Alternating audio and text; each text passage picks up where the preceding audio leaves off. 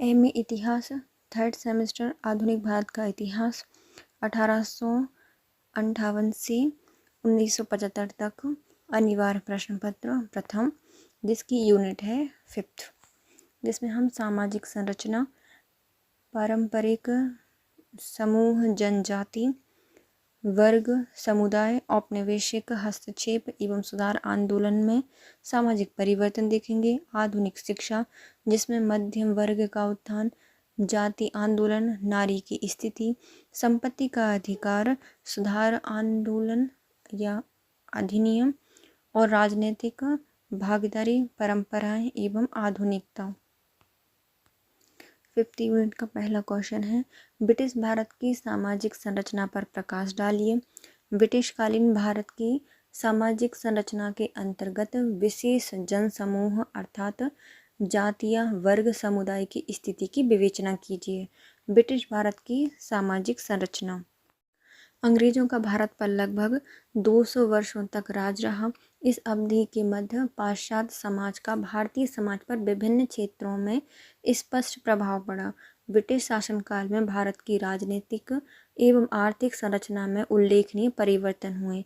इसके साथ ही भारतीय समाज संरचना में भी बड़े पैमाने पर परिवर्तन हुए। यद्यपि इस समय भी पूर्व से प्रचलित वर्ण व्यवस्था, जाति व्यवस्था विद्यमान थी। हिंदू समाज वर्ण एवं जातियों में विभक्त था। मुस्लिम वर्ण में भी सामाजिक स्तर पर विभेद था। इन विशेष जनसमूहों में सुधार लाने में भरमार या भरसर प्रयास किए गए हैं। विशेष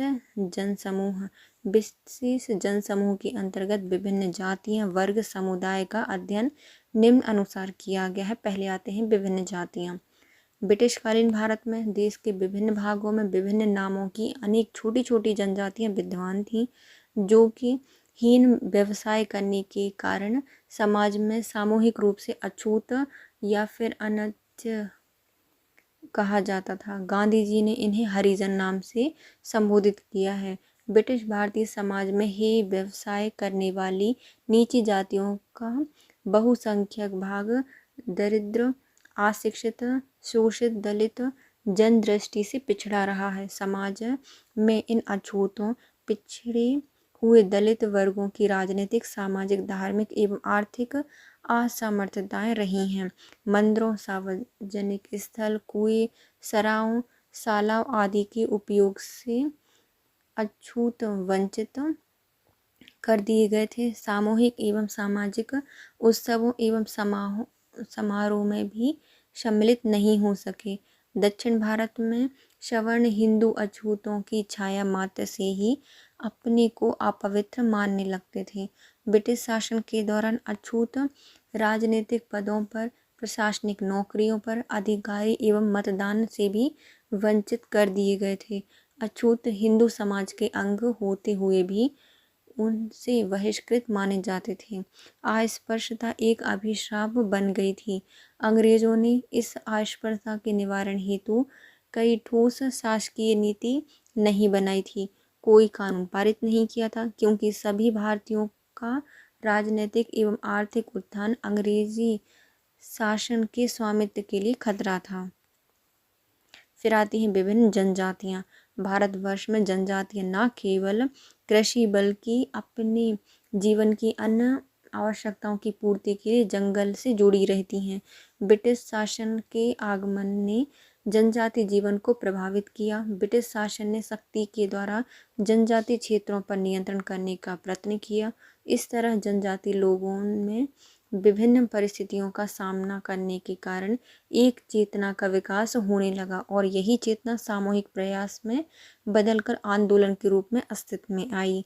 ब्रिटिश भारत में अनेक जनजातियां, जिसमें मुंडा, उराव, संथाल, कोहोआ, ताना, भगत, कोंडा और डोरा आदि हैं, ये अपने अधिकारों के लिए अनेक आंदोलन किए। इन आंदोलनों में अनेक प्रकार की आपराधिक गतिविधियां भी सम्मिलित थीं।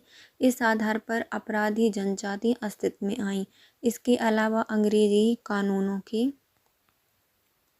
कारण आदिम जनजातियों की परंपरागत प्रथाएं छूट गईं और वे अनेक बुराइयों में लिप्त हो गए।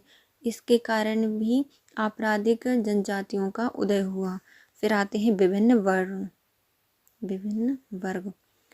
ब्रिटिश सरकार शासन में समाज में नए आर्थिक एवं व्यावसायिक वर्गों का जन्म हुआ। ब्रिटिश शासनकाल के उत्तरार्ध में औद्योगिकरण होने लगा। कुछ उत्साही भारतीय नई स्थिति को समझकर उसका लाभ उठाने लगे। जमशेदजी टाटा, घनश्याम दास बिरला और गुजरमल मोदी जैसे लोगों ने औद्योगिक क्षेत्र में पदार्पण किया और इस तरह भारत में एक पूंजीपति वर्ग उभरने लगा। भारत में आयात निर्यात के व्यापार में अत्यधिक वृद्धि होने के कारण भारत में ही कई व्यापारिक केंद्र विकसित हो गए। इन व्यापारिक केंद्र जैसे मुंबई, मद्रास, कलकत्ता, कराची आदि में बड़े बड़े भव्य बाजार सजने लगे थे और दफ्तर खुल गए थे। परिणाम स्वरूप एक मध्यम वर्गीय व्यापारी वर्ग विकसित हो गया। यह व्यापारी वर्ग अपने काम में बहुत चतुर था। समाज का आधुनिकीकरण होने से नए व्यवसाय भी विकसित हो गए, जैसे वकील, डॉक्टर, इंजीनियर, प्रोफेसर आदि। एक नया बुद्धिजीवी वर्ग उभर कर आया जो इनमें से कोई काम करता था। नव विकसित मध्यम वर्गीय भारतीयों में बुद्धिजीवी सर्वाधिक सचेत थे। इसके अतिरिक्त गांव में बढ़ती हुई निर्धनता के कारण एवं शासन द्वारा जबरन अत्यधिक लगान वसूली के कारण किसानों की आर्थिक दिक्कतें बहुत बढ़ गई थी। उनकी आर्थिक परेशानियों का लाभ उठाकर उन्हें अधिक ब्याज पर कर्ज देने वाले महाजनों का एक नया वर्ग भी उभर कर आया। नया मध्यम वर्ग पारंपरिक निर्धन भारतीय किसान वर्ग से भिन्न था। इसके वर्ग के अधिकांश लोग शिक्षित थे। उनमें से अधिकांश में राजनीतिक चेतना भी थी। भारत के राष्ट्रीय आंदोलन का नेतृत्व करने वाले, इसमें अग्रणी रूप से भाग लेने वाले लोग इस वर्ग के थे। जो लोग स्वयं राष्ट्रीय आंदोलन में भाग नहीं ले सकते थे, वे विविध रूपों से राष्ट्रीय आंदोलन को सहायता दिया करते थे। निस्संदेह इस वर्ग के बहुत से लोग भारत में ब्रिटिश राज के आधार स्तंभ बनने लगे। ब्रिटिश भारत में समाज के एक भूस्वामी वर्ग जमींदार वर्ग था। भू राजस्व की स्थायी बंदोबस्त प्रणाली के अंतर्गत यह एक शक्तिशाली वर्ग था जो कि सरकार एवं कृषकों के मध्य मध्यस्थ का कार्य करता था। यह वर्ग प्रत्येक प्रकार की सुख सुविधाओं से संपन्न एवं शक्तिशाली था। ब्रिटिशकालीन भारतीय समाज में श्रमिक वर्ग का भी उदय हुआ। यह समाज का शोषित एवं अधिकार विहीन वर्ग था। पूंजीपतियों की संपन्नता का आधार यही वर्ग था। ऐसा होने पर भी इस वर्ग की दशा अत्यंत दीन थी। इस काल में श्रमिकों के दो वर्ग थे। एक तो वे श्रमिक जो भारतीय उद्योगपतियों के उद्योग में काम करते थे तथा दूसरे ब्रिटिश स्वामित्व वाले उद्योगों में कार्यरत थे। श्रमिकों की दिशा में सुधार लाने के लिए समाज सुधारकों द्वारा उल्लेखनीय प्रयास किए गए। अनेक राष्ट्रवादियों ने भी श्रमिकों द्वारा चलाए जाने वाले आंदोलनों को समर्थन प्रदान किया। श्रमिक वर्ग ने भी राष्ट्रवादी आंदोलन में पूर्ण सहयोग या सहायता दिया, क्योंकि समाज के अन्य वर्गों के समान यह वर्ग भी एक बात से आश्वासित था कि स्वतंत्रता प्राप्ति के उपरांत इन वर्गों की स्थिति में सुधार होगा। समुदाय। ब्रिटिशकालीन भारत में कृषक समुदाय था, जिसमें प्रायः उल्लिखित को सम्मिलित किया गया है। भूमि स्वामी, जिनके भूमि थी, भूस्वामी, कृषक एवं खेतीहर मजदूर। कृषक समुदाय में एक वर्ग भूस्वामियों का था। सामान्यतः यह जमींदार होते थे अथवा भूस्वामी कृषक होते थे। ब्रिटिश सरकार के लिए जमींदार कृषक समूह का ही एक अंग था। भू राजस्व अदा न कर पाने पर भूस्वामी को अपनी भूमि से वंचित होना पड़ता था। कृषक समुदाय समाज का एक ऐसा वर्ग था जो पूर्णतः अभाव की जिंदगी व्यतीत करता था। इनका जीवन अत्यंत कष्टप्रद था। इन कष्टों से मुक्ति पाने के लिए कृषक वर्ग द्वारा ब्रिटिश सरकार एवं ब्रिटिश शासन एवं जमींदारों के विरुद्ध अनेक आंदोलन किए गए, जिसमें से कुछ प्रमुख आंदोलन या विद्रोह इस प्रकार हैं। मोपला विद्रोह, जो कि 1836 से हुआ था और 1919 तक चला। पावना विद्रोह 1873 से 1885 तक। दक्कन विद्रोह, यह 1875 में। इस काल में भूस्वामी वर्ग अधिकांश हिंदू सवर्णों का था तथा अधिकांश मुसलमान पट्टेदार या कृषक थे। इसी कारण कई स्थानों पर कृषक विद्रोह ने सांप्रदायिक रूप से धारण कर लिया। नेक्स्ट क्वेश्चन है, 19वीं शताब्दी में औपनिवेशिक हस्तक्षेप के कारण भारतीय समाज में जो परिवर्तन हुआ उसकी व्याख्या कीजिए। पाश्चात्य प्रभावों ने भारतीय जीवन के प्रत्येक पक्ष को बदलकर रख दिया है, विवेचना कीजिए। औपनिवेशिक हस्तक्षेप एवं सामाजिक परिवर्तन।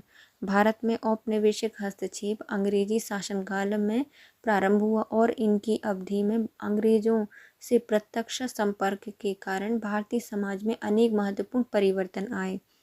भारत में औपनिवेशिक हस्तक्षेप या पश्चिमीकरण की प्रक्रिया का प्रभाव अन्य प्रक्रियाओं की अपेक्षा अधिक रहा। औपनिवेशिक हस्तक्षेप के परिणाम स्वरूप भारतीय समाज में होने वाले परिवर्तनों का संक्षिप्त विवेचन निम्नानुसार है। पहला, मानवतावादी एवं समतावादी मूल्यों को प्रोत्साहन। दूसरा, अनेक कुरीतियों की समाप्ति। तीसरा, स्त्रियों की स्थिति में सुधार। जाति प्रथा में परिवर्तन। संयुक्त परिवार का विखंडन। विवाह की संस्था में परिवर्तन। देश का एकीकरण। धर्म निरपेक्षीकरण। नवीन संस्थानों का समावेश एवं प्राचीन संस्थानों में परिवर्तन।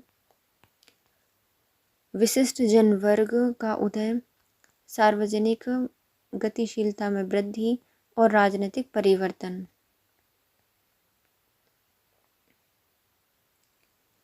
औपनिवेशिक हस्तक्षेप के परिणाम स्वरूप कुछ परिवर्तन हुए। पहले आते हैं मानवतावादी एवं समतावादी मूल्यों को प्रोत्साहन।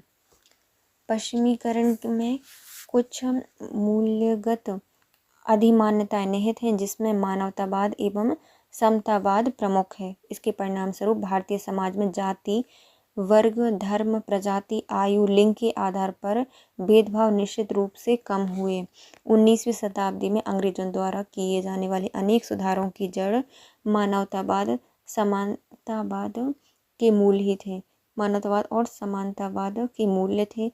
इन सुधारों में हरिजनों, स्त्री, अनाथों, कोड़ियों एवं जनजातियों की शिक्षा, चिकित्सा सुविधाएं उपलब्ध कराने में ईसाई धर्म प्रचारकों ने अनेक योगदान दिए।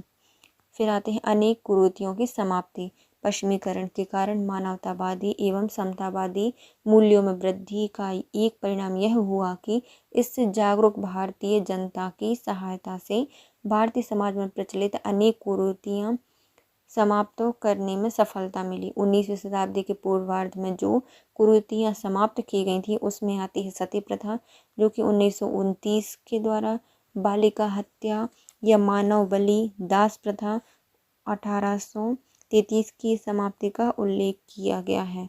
बाल विवाह की समाप्ति, विधवा पुनर्विवाह को मान्यता, हिंदू विवाह अधिनियम का पारित होना भी काफ़ी सीमा तक जो पश्चिमीकरण है उसका परिणाम स्वरूप थी। इतना ही नहीं, आज हिंदुओं में विवाह विच्छेद को सरल बनाने की मांग भी पश्चिमी सभ्यता का प्रभाव ही है। स्त्री की स्थिति में सुधार। पश्चिमीकरण विशेष रूप से स्त्रियों में पश्चिमी शिक्षा प्राप्ति के पश्चिमीकरण भारतीय समाज में स्त्रियों की स्थिति में सुधार हुआ। आज स्त्रियां जीवन के सभी पहलुओं में पुरुष के साथ कार्य कर रही हैं तथा किसी भी क्षेत्र में उनसे पीछे नहीं हैं। इससे यह समान व्यवस्था, मताधिकार से लिंग पर आधारित भेदभाव समाप्त हो गया था। आज स्त्रियां सत्ता, प्रतिष्ठा एवं अन्य सुविधाओं से युक्त महत्वपूर्ण पद पर अपनी भूमिका निभाकर अपना योगदान दे रही हैं। फिर आती चौथी, जाति प्रथा में परिवर्तन। पश्चिमीकरण ने भारतीय समाज में प्रचलित जाति व्यवस्था के फलस्वरूप जो भी महत्वपूर्ण दृष्टि से परिवर्तित कर दिया है। पश्चिमी विचारधारा, जीवन पद्धति एवं शिक्षा में जातीय दूरी कम हुई है। यह जीवन व्यवसाय में वृद्धि के कारण अनेक जातियों के परंपरागत व्यवसाय बदल रहे हैं। अनेक निम्न जातियां जैसे अहीर, भूमिहीन मजदूर, नौकर जाति के अनेक नवीन व्यवसाय जैसे घरेलू नौकरी करना, चपरासी की नौकरी करना, टोकरियाँ बनाना, मिट्टी के बर्तन बनाना, सब्जी बेचना, दूध फल बेचना आदि कर दिए गए।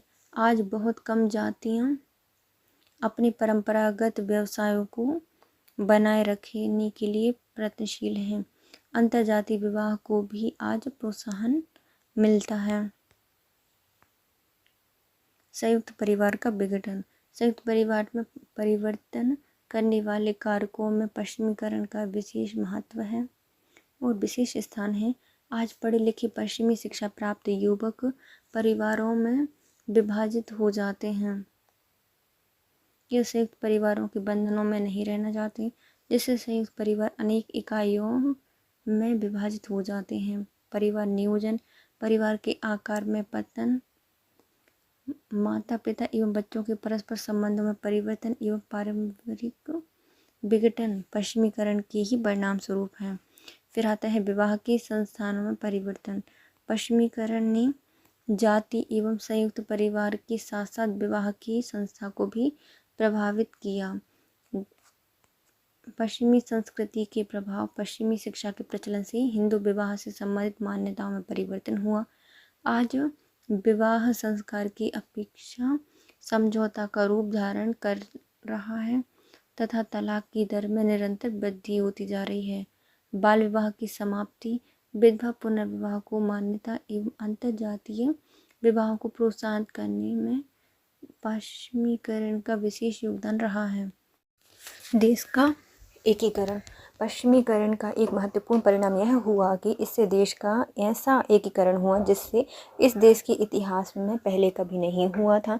अंग्रेजों ने छोटी छोटी रियासतों को मिलाकर एक आधुनिक राज्य का निर्माण किया। भूमि का सर्वेक्षण, राजस्व निर्धारण, सेना एवं पुलिस का पुनर्गठन, आधुनिक अधिकारी तंत्र, न्यायालय, स्कूल कॉलेजों की स्थापना हुई एवं संचार साधनों में वृद्धि इत्यादि अनेक कदमों ने जो कि अंग्रेजी शासन में उठाए गए थे आधुनिक राज्य के निर्माण एवं स्थानीय लड़ाई झगड़ों के निर्माण में उल्लेखनीय योगदान दिया। नेक्स्ट आता है धर्मनिरपेक्षीकरण। भारत में धर्मनिरपेक्षीकरण प्रक्रिया का श्रेय भी पश्चिमीकरण की प्रक्रिया को ही जाता है। वास्तव में कुछ विद्वान तो इसे पश्चिमीकरण का ही अंग मानते हैं। अंग्रेजी शासनकाल में समतावादी, समानतावादी, मानववादी मूल्यों में वृद्धि हुई। शिक्षा के प्रसार एवं आवागमन के साधनों में वृद्धि से लौकिक, तार्किक एवं वैज्ञानिक विचारधाराओं में वृद्धि हुई। नवीन संस्थान है उनका समावेश एवं प्राचीन संस्थानों में परिवर्तन। पश्चिमीकरण ने भारतीय समाज में पहले से प्रचलित संस्थानों को भी प्रभावित नहीं किया, अपितु अनेक नवीन संस्थानों के समावेश में भी इनका विशेष योगदान है। उदाहरणतः श्रीनिवास ने स्कूल, सेना एवं सरकारी नौकरी, न्यायालय जैसी संस्थानों में परिवर्तन, समाचार पत्र, चुनाव, ईसाई धर्म प्रचारक आदि नवीन संस्थानों के समावेश के उदाहरण दिए हैं। विशिष्ट जन वर्ग का उदय। भारत में विशिष्ट जनों का उदय भी पश्चिमी संस्कृति एवं शिक्षा के प्रभाव के परिणाम स्वरूप ही हुआ था। इस विशिष्ट जन वर्ग का पश्चिमी के प्रति दृष्टिकोण उदयभावी था। अतः इस वर्ग की भूमिका चाहे कैसी भी रही हो, वह वर्ग पश्चिमी संस्कृति के प्रभाव के परिणाम स्वरूप ही विकसित हुआ था। विशिष्ट जन वर्ग ने भारत में स्वतंत्रता संग्राम में भी महत्वपूर्ण भूमिका निभाई है। नेक्स्ट आता है सामाजिक गतिशीलता में वृद्धि। भारत में तकनीकी का विकास, आवागमन एवं संचार साधनों के विकास एवं शिक्षा की यांत्रिकरण ने भी पश्चिमीकरण का विशेष योगदान रहा है। पश्चिमीकरण ने इन सुविधाओं द्वारा भारतीय समाज में भौगोलिक गतिशीलता के साथ साथ सामाजिक गतिशीलता में भी वृद्धि कर दी है। राजनीतिक परिवर्तन। पश्चिमीकरण ने एक तरफ राष्ट्रवाद और राष्ट्रीयता की भावना विकसित करने एवं दूसरी तरफ पुनरुत्थानवाद, जातिवाद, सांप्रदायिकता, तीव्र भाषाई चेतना एवं प्रादेशिकता की भावना विकसित करके भारतीय समाज में राजनीतिक दृष्टि से अच्छे और बुरे प्रभाव को लाने में सहायता दी है। अतः पश्चिमीकरण की प्रक्रिया ने भारतीय समाज के प्रत्येक पक्ष को प्रभावित किया। इसलिए यह कहा जा सकता है कि भारत में हुए किसी भी प्रकार के परिवर्तन का स्रोत पश्चिमीकरण में ही ढूंढा जा सकता है। नेक्स्ट क्वेश्चन आता है, 19वीं शताब्दी में भारत में कौन कौन से महत्वपूर्ण धार्मिक एवं सामाजिक सुधार आंदोलन हुए, इन आंदोलनों का क्या प्रभाव पड़ा, ये बताना है। भारत में धार्मिक एवं सामाजिक सुधार आंदोलन। भारतीय समाज एवं संस्कृति अनेक अन्य संस्कृतियों से प्रभावित होती रही है तथा जब भी हिंदू धर्म या अन्य संस्थानों पर किसी भी प्रकार का दबाव पड़ा है, अनेक प्रकार के सुधार आंदोलनों द्वारा परंपरागत परंपराओं को बनाए रखने के लिए कुछ पुनरुत्थान आंदोलन हुए हैं।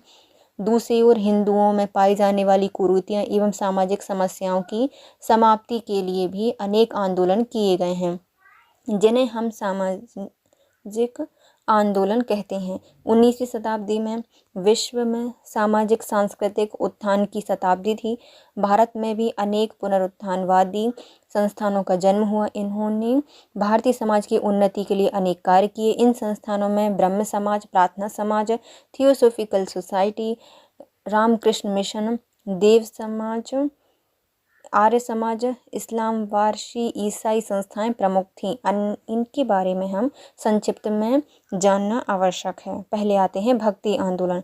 भक्ति आंदोलन यद्यपि पुनः उत्थानवादी प्रकृति के ही होते थे, परंतु इन्होंने विभिन्न धर्मों के लोगों को परस्पर नजदीक लाने एवं धार्मिक आडंबरों एवं छुआछूत, अंधविश्वास, जाति भेदभाव को कम करने में महत्वपूर्ण योगदान दिया है। कबीर, गुरु नानक ने विभिन्न धर्मों को नज़दीक लाने में महत्वपूर्ण भूमिका निभाई।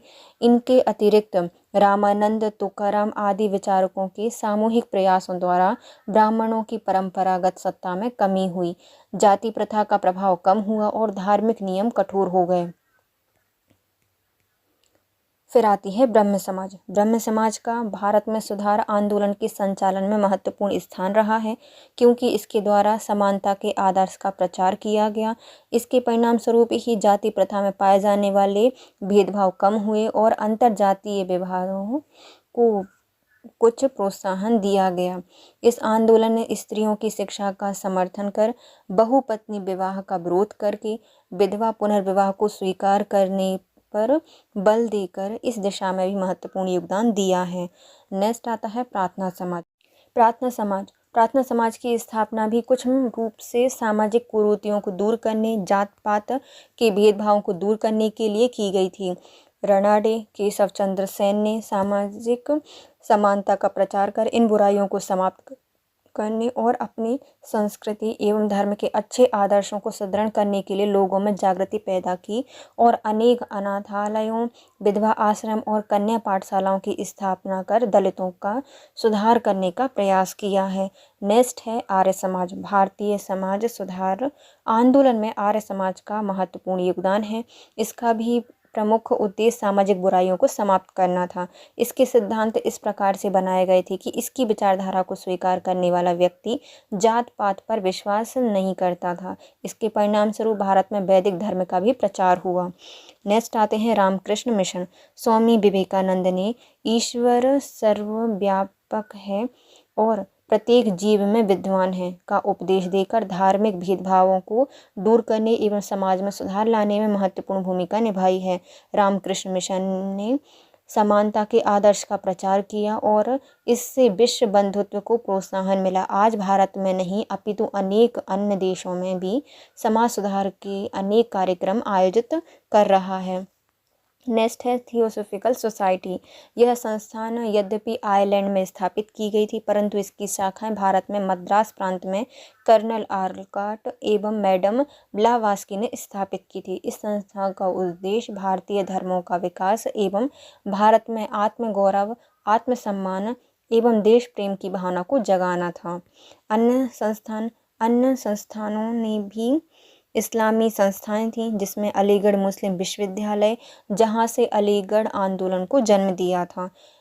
भारत में सामाजिक आंदोलन के प्रभाव। भारत में सामाजिक आंदोलन को सफलता तो आंशिक रूप से ही मिल पाई थी। इसके प्रभाव इस प्रकार हैं। पहला, इस आंदोलन के परिणाम स्वरूप भारतीय नागरिकों में सामाजिक बुराइयों के विरुद्ध जनमत तैयार हुआ था।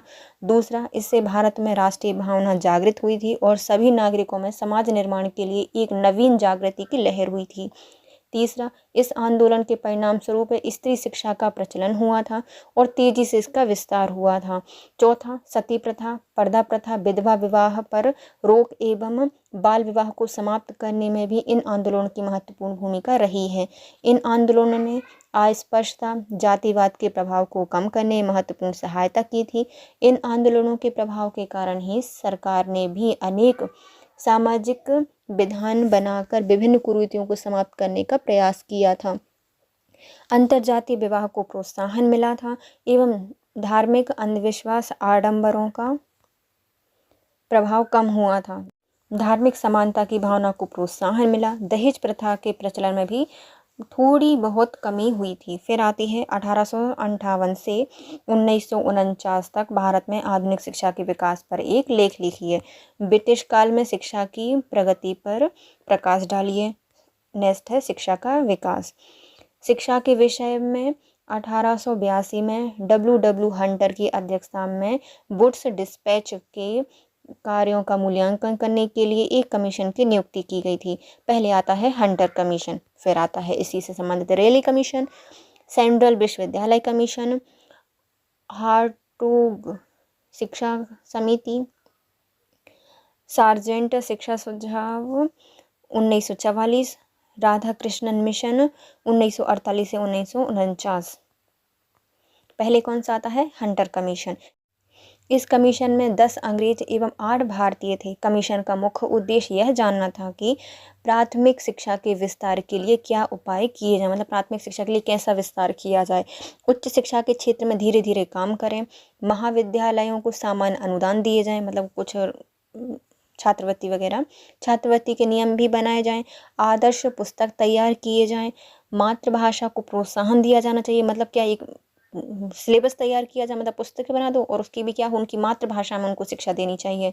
शिक्षा का भारतीकरण किया जाए। प्राइवेट स्कूलों को भी प्रोत्साहित किया जाए। 1881 और 1882 के बाद शिक्षा का प्रसार तेजी से हुआ और 1882 में पंजाब विश्वविद्यालय स्थापित हुए। 1887 ईस्वी में इलाहाबाद विश्वविद्यालय की स्थापना की गई। 1887 में इलाहाबाद विश्वविद्यालय बना। नेक्स्ट आता है रेले कमीशन। लॉर्ड कर्जन शिक्षा प्रणाली से खुश नहीं थे। इस शिक्षा का केंद्रीकरण एवं सरकार का नियंत्रण चाहते थे। वो क्या चाहते थे कि भाई शिक्षा पर केंद्रीकरण हो जाए शिक्षा का, और जो शिक्षा है उस पर सरकार का नियंत्रण हो जाए। 1904 में यूनिवर्सिटी एक्ट पारित किया गया, जिसके अनुसार यह तय किया गया कि विश्वविद्यालयों का काम केवल शिक्षा में परीक्षा लेने तक ही सीमित नहीं रहेगा। यह योग्य अध्यापकों की नियुक्ति हेतु अनुसंधान एवं अध्यापन कार्य भी करेगी। तो जो विश्वविद्यालय है आपसे परीक्षा नहीं लेगा, बल्कि क्या करेगा, जो योग्य टीचर हैं उनकी नियुक्ति करेगा, अनुसंधान करेगा और अध्यापन कार्य भी कराएगा।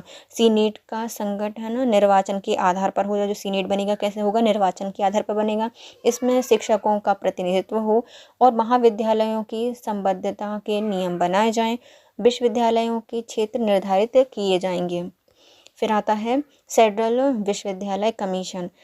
1917 में भारत सरकार ने विश्वविद्यालय की शिक्षा में सुधार हेतु सुझाव देने के लिए सर माइकल सैंडल की अध्यक्षता में एक कमीशन की नियुक्ति। इसने तय किया कि माध्यमिक शिक्षा 12 वर्ष में पूर्ण होगी। स्नातक श्रेणी की शिक्षा अधिकतम 3 वर्षों में होगी। BA पास और ऑनर्स की शिक्षा पृथक की जाएगी। जो BA पास होंगे और जो ऑनर्स होंगे वो अलग अलग हो जाएंगे। शिक्षा में स्त्रियों को भी बढ़ावा दिया जाएगा। वैज्ञानिक एवं तकनीकी शिक्षा का विस्तार किया जाएगा। 1921 से 1937 के समय 5 अन्य विश्वविद्यालय जैसे दिल्ली, नागपुर, आंध्र प्रदेश, आगरा, मद्रास में इसकी स्थापना की गई थी। 1925 में जामिया मिलिया विश्वविद्यालय को अलीगढ़ से दिल्ली स्थानांतरित कर दिया गया था। पहले दिल्ली में था, नहीं, दिल्ली में बना दिया गया जामिया मिलिया विश्वविद्यालय, पहले अलीगढ़ में था। यह सेंट्रल विश्वविद्यालय कमीशन के अंतर्गत बनाया गया था। फिर आता है हार्टोग शिक्षा समिति। 1929 में सर फिलिप हार्टोग की अध्यक्षता में शिक्षा संबंधी सुधार करने के लिए एक समिति की स्थापना की गई। इसमें यह सुझाव दिया गया कि प्राथमिक शिक्षा का विस्तार किया जाए, परंतु इसमें शीघ्रता ना की जाए। मतलब प्राथमिक शिक्षा दो, लेकिन बहुत जल्दी जल्दी मत दो। शिक्षा के स्तर पर ध्यान रखा गया है कि जितने बच्चों के लिए ज़रूरत है, मतलब उच्च श्रेणी की दी जानी चाहिए, क्वालिटी दी जानी चाहिए, तो उस पर ध्यान दिया जाए। 8वीं कक्षा के पश्चात विद्यार्थियों को उनकी रुचि एवं योग्यता के अनुकूल व्यावसायिक शिक्षा संस्थानों में भेजा जाएगा। मतलब उनको जो भविष्य में बनना है उसके लिए उसको अलग से शिक्षा दी जाएगी 8वीं कक्षा के बाद। हाई स्कूल और उसके आगे की शिक्षा केवल योग्य और चुने हुए विद्यार्थी को ही दी जाएगी। मतलब ज़्यादा हाई लेवल की शिक्षा है वह सिर्फ जो कैपेबल स्टूडेंट है उसको ही दी जाएगी। विश्वविद्यालय की शिक्षा भी योग्य विद्यार्थियों तक ही सीमित की जाएगी। तो विश्वविद्यालय कॉलेज में भी सिर्फ योग्य विद्यार्थी जाएगा और बाकी सब घर में बैठेंगे या और काम करेंगे। फिर आता है सार्जेंट शिक्षा सुधार। सार्जेंट शिक्षा सुधार यह सुझाव 1944 में आया। 1944 में भारतीय शिक्षा विभाग के सेक्रेटरी सर जॉन सार्जेंट ने शिक्षा के लिए महत्वपूर्ण सुझाव दिए हैं। 2 दिए हैं, बहुत सारे नहीं दिए। पहला क्या है, शिक्षा 2 श्रेणी में होगी। 6 से 11 वर्ष की आयु के बच्चों के लिए जूनियर स्कूल होंगी और इस आयु के सभी बच्चों को निःशुल्क एवं अनिवार्य शिक्षा दी जाएगी। फिर आते हैं 11 से 17 वर्ष तक के आयु के बच्चे, उनके लिए सीनियर स्कूल होंगी और सीनियर स्कूल भी 2 प्रकार के होंगे। पहले होंगे साहित्यिक शिक्षा क्षेत्र और दूसरा कौन सा होगा, व्यावसायिक शिक्षा क्षेत्र। देखो पहले इन्होंने क्या कहा है कि 2 अलग अलग सेक्शन बनाए जाएं। पहले छोटे बच्चों के लिए जूनियर स्कूल और बड़े बच्चों के लिए सीनियर। जूनियर में आएगा 6 से 11 साल तक के बच्चे जिनको निःशुल्क और अनिवार्य शिक्षा दी जाएगी। फिर सीनियर के में 11 से 17 वर्ष तक के बच्चे आएंगे और इनके लिए भी 2 प्रकार था, एक साहित्यिक शिक्षा के लिए और दूसरा था व्यावसायिक शिक्षा के लिए। फिर आता है इंटरमीडिएट शिक्षा समाप्त की जाएंगी। सीनियर स्कूल की शिक्षा में 1 वर्ष की वृद्धि की जाएगी और 1 वर्ष की वृद्धि कॉलेज की शिक्षा में की जाएगी। मतलब कॉलेज को भी 1 वर्ष बढ़ा दो और जो सीनियर स्कूल है उसको भी 1 वर्ष बढ़ाने के लिए बात की गई है और जो इंटरमीडिएट है उसको ख़त्म करने की बात की गई है। फिर आता है रामकृष्णन मिशन 1948 से 1949।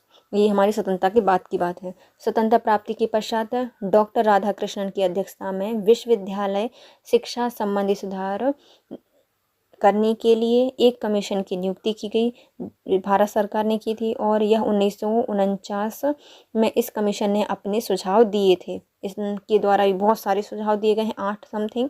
पहला क्या था, इनने माध्यमिक शिक्षा 12 वर्ष लिखी थी, तो मतलब 12 वर्ष तक के छोटे बच्चों को माध्यमिक शिक्षा दी जाएगी। फिर आती है परीक्षा के दिनों को पृथक करके विश्वविद्यालय में से कम 180 दिन शिक्षा के लिए होने चाहिए। ये 180 दिन 3 सत्रों में विभक्त होंगे, प्रत्येक सत्र 11 सप्ताह का होगा। तो इन्होंने क्या कहा था कि जो परीक्षा है उसके अलावा उन दिनों को छोड़कर पूरी क्लासेस हैं वह 180 दिन लगाई जाएंगी और 180 दिनों को भी 11-11 सप्ताह में 3 सत्रों में बांटा गया था। फिर आता है उच्च शिक्षा 3 श्रेणी में होनी चाहिए। पहले आ जाएगी सामान्य शिक्षा, दूसरी उदार शिक्षा और तीसरी थी व्यावसायिक शिक्षा। इसमें कृषि, इंजीनियरिंग, चिकित्सा, कानून, कॉमर्स आदि की शिक्षा को अधिक महत्व दिया जाना चाहिए। नेक्स्ट है प्रशासनिक सेवाओं के लिए स्नातक डिग्री अनिवार्य ना मानी जाए। मतलब कोई भी जाके दे सकता है, जरूरी नहीं कि डिग्री कंप्लीट करो। स्नातक डिग्री की शिक्षा 3 वर्ष की होनी चाहिए। मतलब आपको डिग्री प्राप्त करनी है तो 3 वर्ष तक आपको पढ़ना पड़ेगा। इसकी परीक्षा अंतिम वर्ष में ना हो बल्कि उससे प्रत्येक वर्ष की परीक्षा में विभाजित किया जाए। जैसे कि अभी 1 साल का करते हैं कोर्स और परीक्षा देते हैं, बल्कि हमारे सेमेस्टर में देते हैं, तो ये 1 साल में इनको परीक्षा लेनी चाहिए। शिक्षा के स्तर में वृद्धि की जानी चाहिए और उससे समवर्ती सूची से में सम्मिलित किया जाना चाहिए। मतलब शिक्षा को बढ़ा और समवर्ती सूची में रखो, केंद्र और राज्य दोनों इसमें नियम बना सकें। अध्यापकों के वेतन में वृद्धि की जाए, ज़्यादा वेतन मिलेगा, अच्छे पढ़ाएंगे। शिक्षा व्यवस्था की देखभाल के लिए एक विश्वविद्यालय अनुदान आयोग बनाया जाना चाहिए, मतलब जो उनको फंड वगैरह प्रोवाइड कराए। इस रिपोर्ट के आधार पर 1953 में विश्वविद्यालय अनुदान आयोग की स्थापना की गई, जो कि फंड के लिए बनाई गई थी। 1953 में पार्लियामेंट में एक कानून के द्वारा इसे एक स्वतंत्र संस्था के रूप में मान्यता प्रदान की गई। विश्वविद्यालय शिक्षा अब इसी आयोग की देखरेख में होती है। नेक्स्ट क्वेश्चन है, भारत में मध्यम वर्ग के विकास का वर्णन कीजिए। आधुनिक भारत में मध्यम वर्ग के उत्थान के कारण बताइए। भारतीय समाज पर इसका क्या प्रभाव पड़ा है, इसकी विवेचना कीजिए।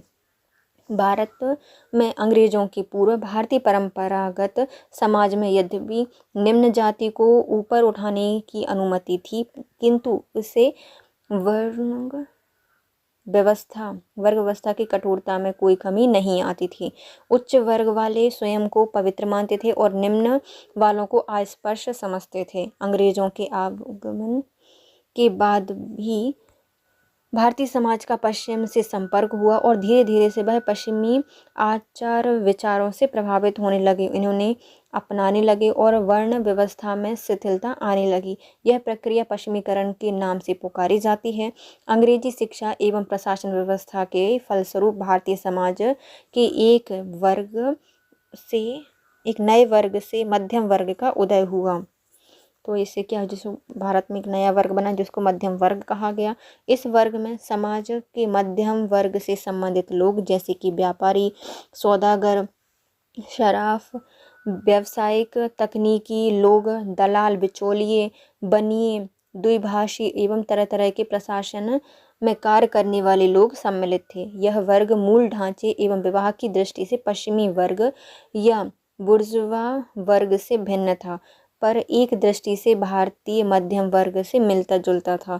यूरोपीय मध्यम वर्ग सामंतवादी लोगों के और राजाओं की तानाशाही एवं ईसाई धर्म पुरोहित की प्रभुता के अंत के लिए जिम्मेदार थे। तो यूरोपीय मध्यम वर्ग सामंतवादी लोगों का, राजा के तानाशाहियों का, ईसाई धर्म पुरोहितों की प्रभुसत्ता के अंत के लिए जिम्मेदार था। इस वर्ग ने व्यक्तिगत स्वतंत्रता, मुक्त प्रतियोगिता एवं पूंजीवादी उद्योग को विकसित किया है। भारत का उदीयमान मध्यम वर्ग आर्थिक क्षेत्र में यूरोप में बुर्जुआ वर्ग की भूमिका अदा नहीं कर सका, पर राजनीतिक क्षेत्र में दोनों वर्गों के योगदान की तुलना की जा सकती है। जनता में राष्ट्रीयता की भावना का विस्तार एवं राष्ट्रीय स्वतंत्रता आंदोलन का संगठन तथा अंत में देश को विदेशी शासन से मुक्त कराने का श्रेय भी इसी वर्ग को मिलना चाहिए। जो भी हो, यह वर्ग मध्यम युगीन भारत के मध्यम वर्ग से भिन्न था। मध्य युगीन मध्यम वर्ग शासकों की कृपा पर जीवित था और उसी के संरक्षण में भोग विलास का जीवन व्यतीत करता था। उसमें चिंतनता की अपेक्षा तटस्थता का अभाव अधिक था। इसके विपरीत ब्रिटिश कालीन मध्यम वर्ग जागरूक एवं चेतनाशील था। इसमें देश की जनता को जगाने का अदम्य इच्छा थी और स्वाभिमान से जीने की प्रबल इच्छा थी। जदुनाथ सरकार के शब्दों में नवीन मध्यम वर्ग का जन्म मुगल काल के मध्यम वर्ग से सर्वथा भिन्न था, क्योंकि इस वर्ग को राज्य का अनुग्रह और संरक्षण प्राप्त नहीं था। इसके विपरीत इनका जन्म अपने बाहुबल से प्राप्त हुआ था, क्योंकि इन्हें विश्वास था कि इनके बिना सरकार का और समाज का काम नहीं चल सकता। इस नवीन मध्यम वर्ग ने परंपरागत भारतीय समाज को सुधारने और उसमें परिवर्तन लाने का कार्य किया। पश्चिमीकरण की इस प्रक्रिया में सामंत धर्मनिरपेक्षता, आधुनिकरण और मानवतावाद की भावना भी सम्मिलित थी। परंपरागत समाज में परिवर्तन लाने के इन तथ्यों ने नवीन मध्यम वर्ग को परिवर्तन करने के लिए प्रेरित किया। अतः सामाजिक परिवर्तनों का आधारभूत प्रेरक तत्व पश्चिमीकरण की प्रक्रिया ही रही, किंतु इसके मूल में केवल अपनी हीन भावना एवं आत्मलोचन ही नहीं, बल्कि के विपरीत भारतीय सभ्यता एवं संस्कृति के प्रति एक नवीन उत्साह एवं गौरव की भावना भी थी, जिसके कारण सामाजिक परिवर्तन की प्रक्रिया तीव्रतर होती गई। 19वीं शताब्दी में आत्मगौरव से प्रेरित देश को स्वाधीनता के लिए प्रेरणा से पूर्व पहले सामाजिक परिवर्तन एवं सुधारों की प्रेरणा उत्पन्न हेतु सामाजिक परिवर्तनों के अग्रदूत इस मध्यम वर्ग के आविर्भाव के ये कारण थे। पहले आते हैं क्यों हमारा मध्यम वर्ग बना है। तो पहला अंग्रेजी शिक्षा के कारण, दूसरा आर्थिक परिवर्तन के कारण, तीसरा पश्चिमीकरण की प्रक्रिया, चौथा आधुनिकरण की प्रक्रिया, पांचवा नगरीकरण, छठवां प्रशासनिक सुधार, सातवां यातायात एवं संचार के साधनों का विकास, मानवतावादी विचारधारा, समाज सुधार आंदोलन, समाज सुधार एवं कानून और यूरोपीय व्यापार, ये सभी मध्यम वर्ग के उदय के प्रमुख कारण बने हैं। अंग्रेजी शिक्षा प्राचीन शिक्षा का दायित्व सरकार का नहीं था, अतः शिक्षा व्यवसाय नीति प्रयासों से ही की जाती थी, जो कि असंतोषजनक थी। अंग्रेजों ने भारत में पश्चिमी शिक्षा पद्धति का विकास किया और उसमें दीक्षित होकर भारतीय समाज के एक नए वर्ग का विकास हुआ, जिसने समाज सुधार द्वारा सार्वजनिक परिवर्तन प्रक्रिया में सरकार को सहयोग दिया। मैकाले एवं हार्डिंग्स की शिक्षा नीति के फलस्वरूप भारतीय समाज में अंग्रेजी शिक्षा के कारण एक मध्यम वर्ग का आविर्भाव हुआ, जो सामाजिक परिवर्तन का अग्रगामी बना। फिर आते हैं आर्थिक परिवर्तन। अंग्रेजी शासन के फलस्वरूप यूरोप में हुई औद्योगिक क्रांति का प्रभाव भारत में भी दृष्टिगोचर होने लगा। भारत में नवीन उद्योग, फैक्ट्री एवं कारखानों में मशीन से उत्पादन होने लगा, जिससे सभी जाति के लोग बिना किसी भेदभाव के कार्य करने लगे। इस जाति व्यवस्था को कठोरता में शिथिलता आई और निम्न वर्ग के लोग भी संपन्न हो गए। समाज में नवीन वर्ग मध्यम वर्ग की संख्या में वृद्धि हुई, जो समाज सुधार द्वारा देश की आर्थिक प्रगति के लिए प्रयत्नरत हुए। फिर आता है पश्चिमीकरण की प्रक्रिया। ब्रिटिश शासकों के संपर्क द्वारा उनकी संपन्नता से प्रभावित हो मध्यम वर्ग पश्चिमी सभ्यता, रीति रिवाज, भाषा, साहित्य मूल्यों के प्रति आकर्षित हुआ और उन्होंने अपनाकर सम्मानीय स्थान पाने लगे। इससे मध्यम वर्ग के उच्च पद पर नियुक्त सरकारी कर्मचारी, डॉक्टर, वकील, इंजीनियर, व्यापारी, राजनीतिक व्यक्ति आदि सम्मिलित थे, जो अपनी अंग्रेजी शिक्षा दीक्षा एवं पश्चिमी सभ्यता के कारण परंपरागत भारतीय समाज में प्रतिष्ठित स्थान पाकर अनुकरणीय बन गए।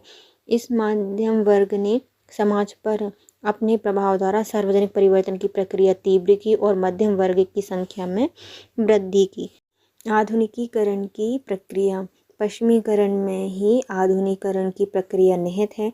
अंग्रेज शासकों के संपर्क, पश्चिमी साहित्य के अध्ययन एवं वैज्ञानिक और तकनीकी विकास के कारण भारतीय परंपरागत समाज में मध्यम वर्ग का आविर्भाव हुआ, जो परंपरागत पीढ़ियों एवं कुरीतियों को दूर करने एवं आधुनिक मूल्य एवं जीवन प्रणाली को अपनाने के लिए उत्सुक थे।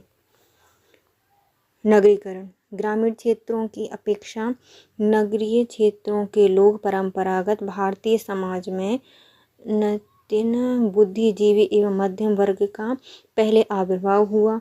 औद्योगिकरण, वाणिज्य एवं व्यवसाय की वृद्धि के साथ नए नगरों का निर्माण हुआ, पुराने नगरों का विकास हुआ। अच्छी नौकरी एवं व्यापार धंधे के आकर्षक अवसर के कारण नगरों में मध्यम वर्ग की संख्या तीव्र गति से बढ़ने लगी। नेक्स्ट आते हैं प्रशासनिक सुधार। अंग्रेजी शासन में विभिन्न प्रशासनिक सुधारों ने भी मध्यम वर्ग के आविर्भाव को प्रेरणा दी। बिना किसी भेदभाव के योग्यता के आधार पर सभी को नौकरी के अवसर प्रदान किए गए, जिससे निम्न एवं मध्यम जाति के लोगों में गतिशीलता आई। वे समाज में प्रतिष्ठा पाने लगे। ब्रिटिश अधिकृत देश के विशाल भूभाग में एक ही प्रकार की कुशल प्रशासनिक व्यवस्था लागू होने से अराजकता की स्थिति दूर हुई। देश में एक रूपता के कारण राष्ट्रीय एवं समाज सुधार की प्रेरणा मिली, जिसका नेतृत्व मध्यम वर्ग ने किया। फिर आता है यातायात एवं संचार के साधनों का विकास। अंग्रेजी शासन में रेल, सड़कें एवं जलमार्ग के विकास से यातायात के साधनों में क्रांतिकारी परिवर्तन हुआ। डाक तार की व्यवस्था द्वारा संचार साधनों का विकास हुआ। इस विकास से देश में एक रूपता आई और पश्चिमी विचारों का प्रसार हुआ। परंपरागत जाति बंधन टूटने लगे और मध्यम वर्ग की संख्या में वृद्धि हुई, जिससे सामाजिक परिवर्तन की प्रक्रिया तेज हुई। मानवतावादी विचारधारा। मानवतावादी विचारधारा पश्चिमीकरण एवं आधुनिकीकरण की प्रक्रिया का ही अंग है। पश्चिम में विकसित समानता, युक्तिकीकरण, लोकतंत्र आदि मूल्यों ने भारतीय समाज को प्रभावित किया। परंपरा में प्रचलित मानवता विरोधी असंगत सामाजिक रीतियों को त्याग कर उनमें सुधार लाने की प्रेरणा मिली। इस कार्य में पश्चिमी शिक्षा, साहित्य एवं विचारों से प्रभावित समाज के मध्यम वर्ग की उत्पत्ति हुई, जिससे सामाजिक परिवर्तन की पहल की। समाज सुधार आंदोलन। कुछ बुद्धिजीवी वर्ग के लोगों ने समाज सुधार हेतु आंदोलन किए और संस्थाएं स्थापित की। इसके फलस्वरूप प्रगतिशील मध्यम वर्ग का आविर्भाव हुआ जो सामाजिक परिवर्तन की प्रक्रिया में सहायक सिद्ध हुआ। फिर आते हैं समाज सुधार एवं कानून। बुद्धिजीवी मध्यम वर्ग के सहयोग से समाज सुधार हेतु जनहित विकसित हुआ, जिसके आधार पर ब्रिटिश सरकार ने अनेक सामाजिक कुरीतियों को मिटाने हेतु कानून बनाए। इससे समाज सुधार को वैधानिक रूप प्राप्त हुआ। मध्यम वर्ग की संख्या में निरंतर वृद्धि हुई, जिसने इस सुधारों को क्रियात्मक रूप प्रदान किया और भावी सुधारों के लिए आंदोलन किए। यूरोपीय व्यापार। अंग्रेजी कंपनी की स्थापना के साथ ही भारत में कलकत्ता, मुंबई, मद्रास आदि प्रमुख नगरों का विकास हुआ। कुछ व्यापार व्यवसाय के केंद्र के रूप में विकसित हुए। व्यापार प्रसार के साथ तकनीकी वर्ग का भी उदय हुआ। अंग्रेजी कंपनियों को प्रशासन का संचालन करने के लिए अनेक भारतीय कर्मचारियों की आवश्यकता पड़ी। इस प्रकार अनेक भारतीयों ने राजस्व अधिकारियों, दीवान आदि के पदों पर कार्य करना प्रारंभ कर दिया। उपरोक्त सभी कारणों से प्रत्यक्ष या अप्रत्यक्षतः भारतीय समाज में एक नवीन बुद्धिजीवी मध्यम वर्ग का विकास हुआ, जिसने सामाजिक परिवर्तन का नेतृत्व किया। साथ ही यह भी पता चलता है कि इन्हीं कारणों से जाति व्यवस्था की कट्टरता में भी कमी आई। नेक्स्ट क्वेश्चन है, 19वीं शताब्दी में जाति व्यवस्था एवं अछूत व्यवस्था के विरुद्ध अभियान पर एक टिप्पणी लिखिए। आधुनिक काल में अस्पृश्यता या अछूत प्रथा को समाप्त करने हेतु किए गए प्रयास का वर्णन कीजिए। अछूतोद्धार एवं जातीय आंदोलन का विवेचन कीजिए। कांग्रेस एवं महात्मा गांधी द्वारा हरिजनों एवं पिछड़ी जाति के विकास के लिए किए गए कार्यों का विवरण दीजिए। अछूतोद्धार या जाति आंदोलन। देश के विभिन्न भागों में विभिन्न नामों की अनेक छोटी छोटी जातियां हैं जो कि हीन व्यवसाय करने के कारण समाज में सामूहिक रूप से अछूत अतज कही जाती हैं। महात्मा गांधी ने इन सबको हरिजन कहा है। इनका अर्थ है हरि के बंदे, हरि के भक्त, हरि के आदमी। समाज में हे व्यवसाय करने वाली नीची जातियों का बहुसंख्यक भाग दरिद्र, अशिक्षित, शोषित, दलित एवं हर दृष्टि से पिछड़ा रहा है। समाज ने इन अछूत पिछड़े हुए दलित वर्गों की राजनीतिक, सामाजिक, धार्मिक एवं आर्थिक असमर्थता रही है। मंदिरों, सार्वजनिक स्थल, कुओं, सरायों, शालाओं आदि के प्रयोग से अछूत वंचित कर दिए गए हैं। सामूहिक एवं सामाजिक उत्सवों एवं समारोह में से वे सम्मिलित नहीं हो सकते थे। दक्षिण भारत में सवर्ण हिंदू अछूतों की छाया मात्र से ही अपने को आप पवित्र मानते थे। अछूत राजनीतिक पदों एवं प्रशासनिक नौकरियों, अधिकारों एवं मतदान से भी वंचित कर दिए गए थे। दरिद्रता, शोषण, अशिक्षा ने उनके नैतिक मनोबल एवं सामाजिक स्तर को भी अत्यधिक गिरा दिया था। फलतः सामाजिक, आर्थिक, धार्मिक और राजनीतिक नियंत्रणों से अयोग्यता एवं असुविधा के बोझ से वे कराहने लगे। उनके जीवन में हीनता एवं दासता की भावना घर कर गई। अछूत हिंदू समाज के अंग होते हुए भी उनसे बहिष्कृत माने जाने लगे। अस्पृश्यता एक अभिशाप बन गई। अस्पृश्यता का कलंक हिंदू समाज का उपहास करने लगी। अंग्रेजों ने इस अस्पृश्यता के निवारण के लिए कोई ठोस शासकीय नीति नहीं अपनाई, कोई कानून पारित नहीं किए, क्योंकि सभी भारतीयों का राजनीतिक और आर्थिक उत्थान अंग्रेजी सरकार के स्वामित्व के लिए खतरनाक था। अछूतोद्धार में अंग्रेजी प्रशासन में कानून का शासन, कानून के सम्मुख समानता के सिद्धांत का प्रचार बढ़ा। नवीन न्यायालय स्थापित हो गए। इससे समानता के सिद्धांत को बल मिला। अंग्रेजी सरकार की नीतियों से सरकारी नौकरी एवं सेना के द्वार सभी जातियों के लिए खोल दिए गए। इससे अस्पृश्यता के विरुद्ध वातावरण बना। समाज सुधार आंदोलन के फलस्वरूप दलित अछूत जातियों में भी नवीन चेतना का प्रादुर्भाव हुआ। आधुनिक लोकतांत्रिक विचार बुद्धिवाद मानवतावाद से प्रभावित भारतीयों ने सामाजिक असमानता एवं छुआछूत के विरुद्ध आवाज उठाई। अछूतों एवं दलित वर्ग की दशा सुधारने के लिए ईसाई धर्म प्रचारकों, ईसाई धर्म संस्थाओं, थियोसॉफिकल सोसाइटी, रामकृष्ण मिशन एवं विशेषकर आर्य समाज ने खूब प्रयत्न किए। सन 1897 में रंगराव ने मंगलूर में दलित वर्ग के बच्चों को निःशुल्क शिक्षा के लिए स्कूल खोले और सन 1898 में मुंबई में आर्य समाज ने दलित वर्ग मिशन स्थापित किया। 1909 में मुंबई में चंदावरकर की अध्यक्षता में भारत की दलित वर्ग संस्था the depressed classes mission society of India स्थापित की गई। इसका उद्देश्य दलित वर्गों के लिए शिक्षा सुविधाओं की व्यवस्था करना। बड़ौदा के गायकवाड़ नरेश ने दलितों एवं अछूतों के लिए शालाएं स्थापित की, उनके लिए छात्रवृत्ति की व्यवस्था की। इसी बीच मद्रास में सन 1909 में दलित वर्गों की संस्थान the depressed classes mission society स्थापित की गई। जब 19वीं सदी के उत्तरार्ध में राष्ट्रीय आंदोलन प्रारंभ हुए और 20वीं सदी के प्रथम चरण में यह राष्ट्रीय आंदोलन व्यापक हो गए, तब जातीय भेदभाव की समाप्ति और व्यापक सामाजिक समता की भावना का खूब प्रसार हुआ। राष्ट्रीय आंदोलन और उसके अभिन्न अंग भारतीय राष्ट्रीय कांग्रेस ने समस्त जातिगत विशेष अधिकारों एवं छुआछूत का विरोध किया। सभी भारतीयों के लिए धर्म, जाति, लिंग के भेदभाव के बिना समान अधिकारों एवं संरक्षण की मांग की। सामाजिक जागृति एवं शिक्षा के प्रसार से अछूतों, पदलित जातियों में भी नव चेतना एवं जागृति आई। उनको मौलिक समान अधिकार का ज्ञान हुआ और वे स्वयं अपने विकास और मौलिक अधिकारों के लिए आगे बढ़े। इन्होंने अपने पर प्रतिबंधों को दूर करने एवं समान अधिकार प्राप्त करने के लिए शक्तिशाली आंदोलन प्रारंभ किए।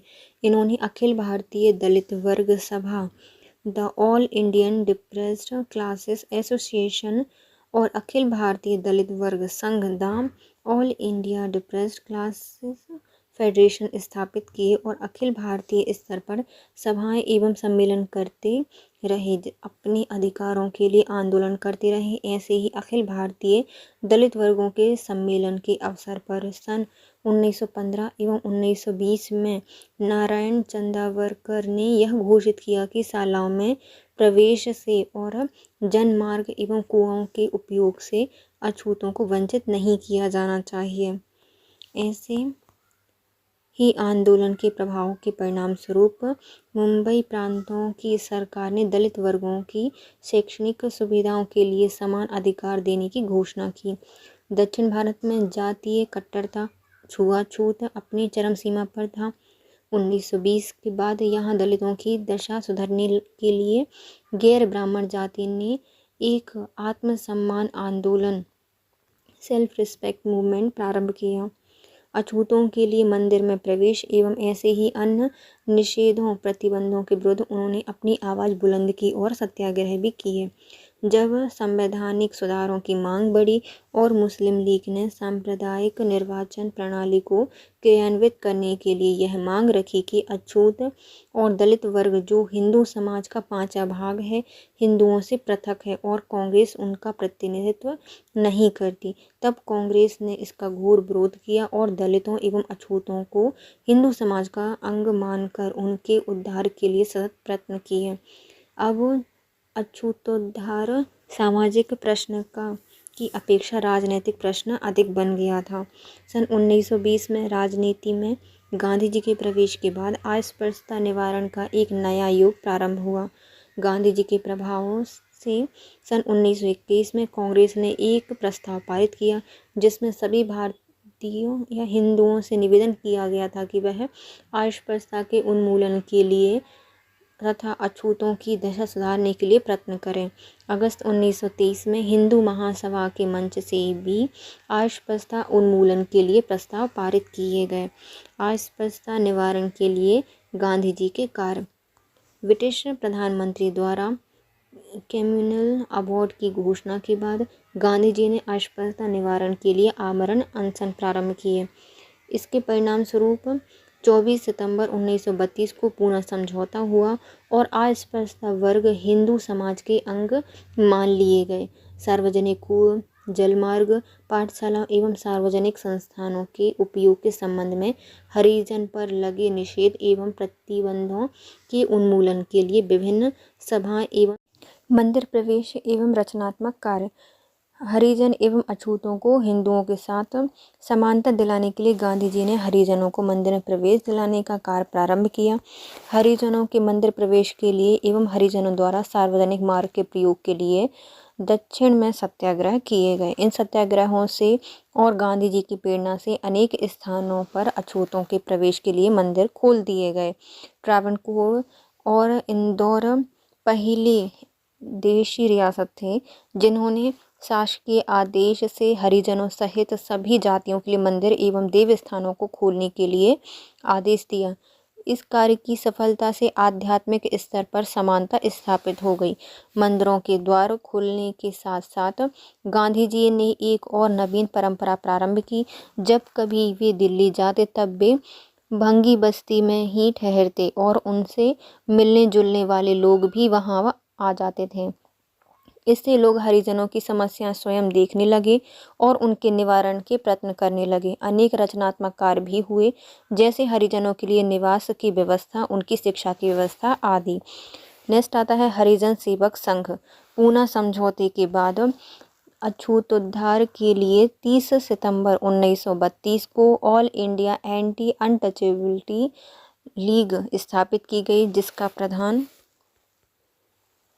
कार्यालय दिल्ली में स्थापित किया गया। बाद में गांधी जी ने इस लीग संस्थान को हरिजन सेवक संघ का नाम दिया। विभिन्न राज्यों में इसकी शाखाएं स्थापित की गई। इस संघ के अंतर्गत अछूतों के उद्धार के लिए अनेक रचनात्मक कार्य प्रारंभ किए गए।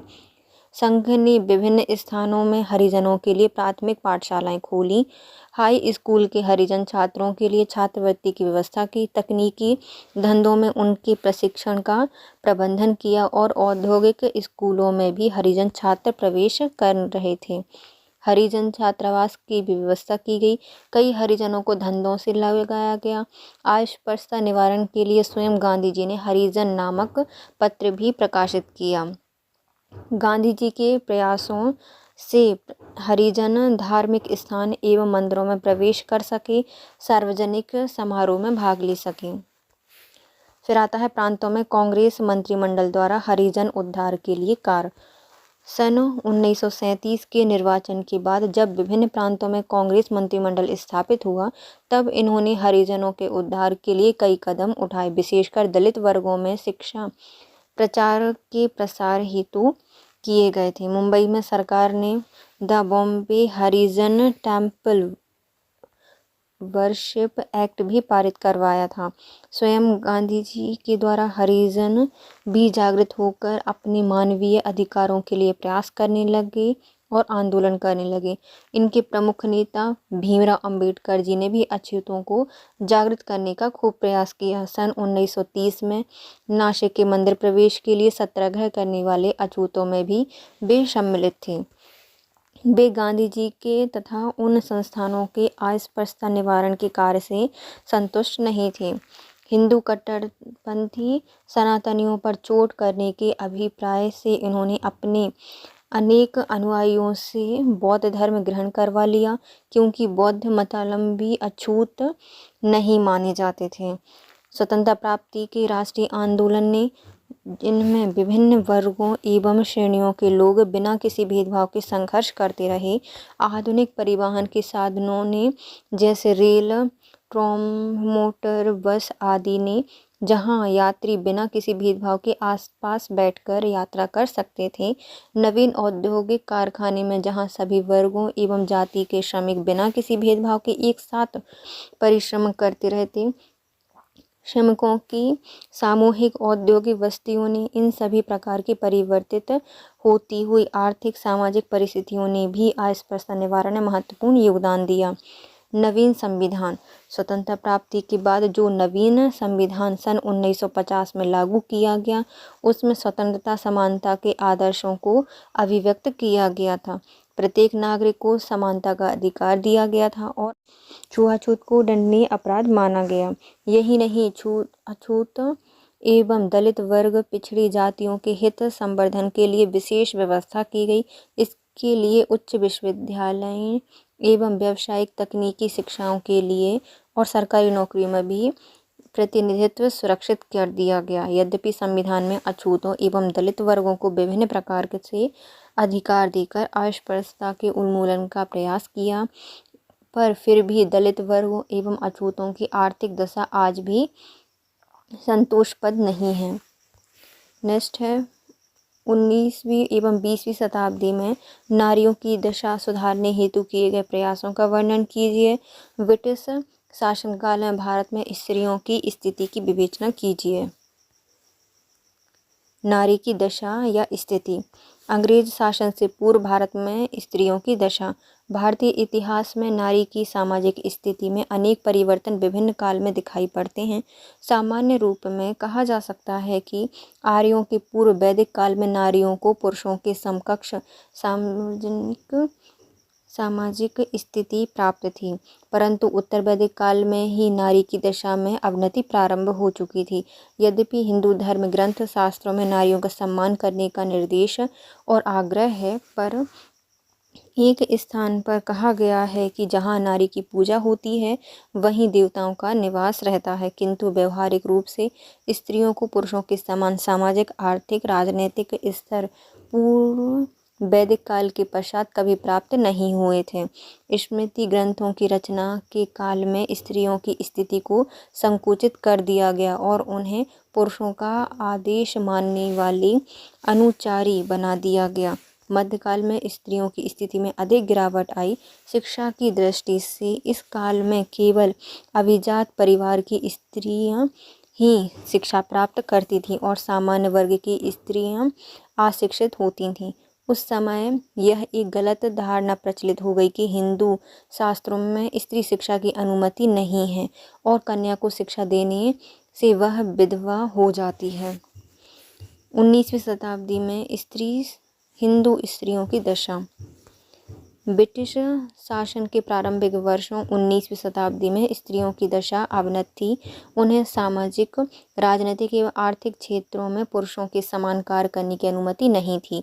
सवर्ण हिंदू महिलाएं घर की सीमा से बाहर नहीं जा सकती थीं, किंतु कृषक, कारीगर एवं श्रमिक परिवारों की स्त्रियां आर्थिक कार्यों में पुरुषों के समान कार्य करती थीं, किंतु उन्हें भी पुरुषों की अधीनता में ही काम करना पड़ता था। इसके अतिरिक्त हिंदू समाज में अनेक ऐसी कुप्रथाएं प्रचलित थीं जिनके कारण स्त्रियों की स्थिति अधिक अवनत हो गई थी, जैसे बाल विवाह, वधू विवाह प्रथा, विधवा विवाह पर प्रतिबंध, दहेज प्रथा, बेमेल विवाह आदि ने हिंदू नारियों की स्थिति को अधिक शोचनीय बना दिया था। उस समय बहु विवाह की प्रथा प्रचलित होने के कारण हिंदू समाज में विधवाओं की संख्या बढ़ती जा रही थी। विशेषतः राज परिवार, जमींदार एवं धनी संपन्न लोगों में एक पुरुष अनेक स्त्रियों से विवाह कर लेता था। उनमें अनेक अल्पवयस्क या कम उम्र की होती थीं। 19वीं शताब्दी के पूर्वार्ध तक नारियों की शिक्षा की कोई व्यवस्था नहीं थी। स्त्रियां घर से बाहर निकलकर शिक्षा प्राप्त नहीं कर सकती थी, किंतु उच्च संपन्न घरों में घर पर ही स्त्रियों की शिक्षा व्यवस्था प्रचलित थी। संक्षिप्त में 19वीं शताब्दी में हिंदू स्त्रियां अशिक्षा, रूढ़िवादिता, असमानता एवं अपेक्षाकृत निम्न सामाजिक स्थिति से ग्रस्त थीं। दक्षिण भारत में देवदासी प्रथा प्रचलित थी। मंदिरों में कन्याओं को उनकी बाल्यावस्था में दान कर दिया जाता था, जहां उन्हें अविवाहित रहकर अपना जीवन व्यतीत करना पड़ता था। सिद्धांत रूप से वे दासियां मंदिर के देवताओं की उपासना हेतु वहां रहती थीं, किंतु व्यवहारिक जीवन में उन्हें मंदिरों के पुजारी, मठाधीशों एवं धनिक एवं राज परिवारों के पुरुषों की इच्छा का दास बनकर रहना पड़ता था। मुसलमान स्त्रियों की स्थिति। 19वीं शताब्दी में मुस्लिम स्त्रियों की दशा भी अच्छी नहीं थी। इस्लाम धर्म व्यवस्था के आधार पर एक मुसलमान पुरुष 4 स्त्रियों से विवाह कर सकता था। इसके परिणाम स्वरूप मुस्लिम परिवारों में गृह कलेश होना स्वाभाविक ही था। मुसलमानों में पर्दा प्रथा का कठोरता से पालन होता था। उच्च वर्ग की स्त्रियां बुर्का पहनकर ही बाहर निकल सकती थीं। गैर पुरुषों से मिलने की अनुमति नहीं होती थी। उच्च एवं सामंती मुस्लिम परिवारों की स्त्रियां शिक्षा प्राप्त करने का अवसर पा सकती थीं, किंतु यह शिक्षा भी धार्मिक ग्रंथों तक ही सीमित रहती थी। मुसलमानों में तलाक देने की प्रथा होने के कारण स्त्रियों की दशा कभी कभी अधिक शोचनीय हो जाती थी। स्त्रियों की स्थिति में सुधार हेतु किए गए आंदोलन। 19वीं शताब्दी में हुए सामाजिक एवं धार्मिक पुनर्जागरण, पाश्चात्य संस्कृति और अंग्रेजी शिक्षा के प्रभाव से स्त्रियों की दशा में सुधार के लिए मांगें एवं आंदोलन प्रारंभ हुए और इन आंदोलनों का संक्षिप्त वर्णन इस प्रकार है। पहला आता है ईसाई मिशनरी के द्वारा स्त्री शिक्षा का सर्वप्रथम प्रयत्न सन 1819 में कलकत्ता में शुरू हुआ। कलकत्ता में इस वर्ष कलकत्ता तरुण स्त्री शिक्षा सभा की स्थापना की गई। कलकत्ता में तरुण स्त्री शिक्षा सभा की स्थापना की गई। उसमें कन्याओं की शिक्षा की व्यवस्था थी। प्रारंभ में उच्च कुलीन वर्ग की कन्या इस संस्था में स्कूलों में नहीं जा सकती थी, किंतु बागड़ी, व्याध, वैरागी जैसी निम्न जाति की लड़कियां इन स्कूलों में शिक्षा का क्रम शुरू हो गया। बंगाल प्रांत में बाहर के स्थानों पर भी ईसाई मिशनरियों में स्कूल स्थापित किए गए। लड़कियों को स्कूल जाने के लिए प्रोत्साहित करने की दृष्टि से प्रतिदिन स्कूलों में उपस्थित रहने पर उन्हें 1 पैसा नगद दिया जाता था। ईसाई मिशनरियों द्वारा स्थापित स्कूल और उनमें पढ़ने वाली कन्याओं की संख्या में निरंतर वृद्धि होती रही, किंतु सवर्ण जाति की लड़कियां इन स्कूलों में इसलिए नहीं जाती थीं क्योंकि वहां वैश्याओं और निम्न वर्ग की महिलाएं या लड़कियां पढ़ती थीं। मिशनरियों के स्कूल में ईसाई धर्म का प्रचार किए जाने के कारण भी हिंदू लड़कियां इन स्कूलों में नहीं जाती थीं। फिर आता है सन 1822 में पंडित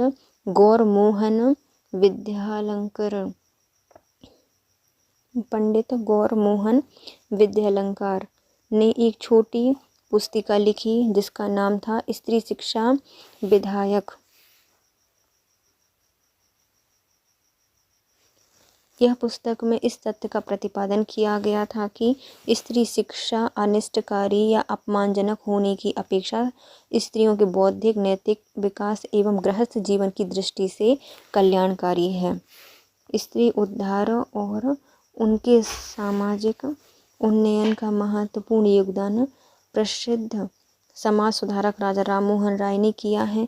जैसा कि पहले लिखा जा चुका है कि राजा राममोहन राय ने सती प्रथा के विरुद्ध तीव्र आंदोलन करके सती प्रथा विरोधी कानून पास कराने में महत्वपूर्ण योगदान किया था। सती प्रथा के विरुद्ध में इन्होंने अनेक तर्क दिए। इसी प्रकार राजा राममोहन राय ने बहु विवाह प्रथा एवं बाल विवाह की भी निंदा की है एवं सार्वजनिक दृष्टि से इन्हें हानिपद बतलाया है। इन्होंने बाल विधवा के पुनर्विवाह का भी समर्थन एवं प्रचार किया है। फिर आते हैं स्त्री उद्धार की दिशा में ईश्वर चंद्र विद्यासागर का योगदान सबसे अधिक महत्वपूर्ण है। विधवा विवाह के समर्थन में इनके कार्यों का उल्लेख किया जा चुका है। तत्कालीन रूढ़िवादी समाज ने ईश्वर चंद्र विद्यासागर के प्रयासों की घोर विरोधना एवं उन पर आक्रमण करने के प्रयत्न भी किए हैं, किंतु इन्होंने विरोध की परवाह नहीं की और पीड़ित नारियों के उद्धार के लिए जीवन भर प्रयत्न करते रहे। इन्होंने अनेक पुस्तकों एवं लेख के माध्यम से स्त्री शिक्षा एवं स्त्री उद्धार के सफल प्रयास किए हैं। इन्होंने इस दृष्टि से बाल विवाह, अनमेल विवाह आदि से होने वाले अत्याचारों के विरुद्ध एक सक्रिय आंदोलन चलाया। निश्चित रूप से इनके प्रयत्नों से नारी जागरण की चेतना समाज में उत्पन्न हुई। स्त्री शिक्षा के प्रसार में भी ईश्वरचंद्र विद्यासागर ने अभूतपूर्व योगदान किया है। इन्होंने सन 1857 से 1858 में बंगाल में कम से कम 35 कन्या विद्यालय खोले और उनकी प्रगति से संबंधित हो गए। नेक्स्ट आता है विभिन्न सुधारवादी संस्थानों ने भी स्त्री उद्धार के प्रयत्न 19वीं एवं 20वीं शताब्दी में किए हैं। महाराष्ट्र में महादेव गोविंद रानडे ने प्रार्थना समाज के द्वारा अंतरजातीय विवाह, विधवा विवाह का समर्थन करके नव जागरण की भावना उत्पन्न की।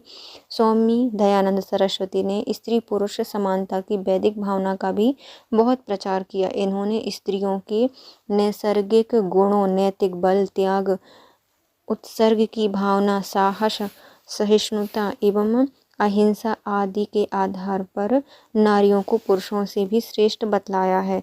दयानंद सरस्वती ने स्त्री शिक्षा के कट्टर समर्थक थे। उनका कहना था कि श्रेष्ठ एवं शिक्षित माताओं के बिना किसी भी राष्ट्र का उद्धार नहीं हो सकता। स्वामी दयानंद सरस्वती ने बाल विवाह, बहु विवाह, दहेज प्रथा आदि का प्रबल विरोध किया है। स्वामी दयानंद सरस्वती द्वारा स्थापित आर्य समाज ने स्त्री शिक्षा के लिए अनेक विद्यालयों की स्थापना की, जो आज भी नारी जागरण का कार्य कर रहे हैं। 20वीं शताब्दी के प्रारंभ में स्त्री उद्धार की दिशा में अनेक महान विचारकों और संस्थानों ने अपना महत्वपूर्ण योगदान दिया है। सर सैयद अहमद खां के द्वारा मुस्लिम स्त्रियों के उद्धार के लिए प्रयत्न किए गए। सर सैयद के द्वारा स्त्रियों को पाश्चात्य शिक्षा देने के समर्थक थे। इसी प्रकार महात्मा गांधी स्त्री उद्धार के इस युग में सबसे प्रबल समर्थक थे। इन्होंने पर्दा प्रथा, बाल विवाह, देवदासी प्रथा आदि सामाजिक बुराइयों का डटकर विरोध किया। वे इस बात पर जोर देते थे कि स्त्रियों को जीवन के हर क्षेत्र में पुरुषों के समान अधिकार मिलना चाहिए। स्त्री पर ऐसे प्रतिबंध नहीं लगाए जाने चाहिए जो पुरुषों पर ना लगाए जाते हों।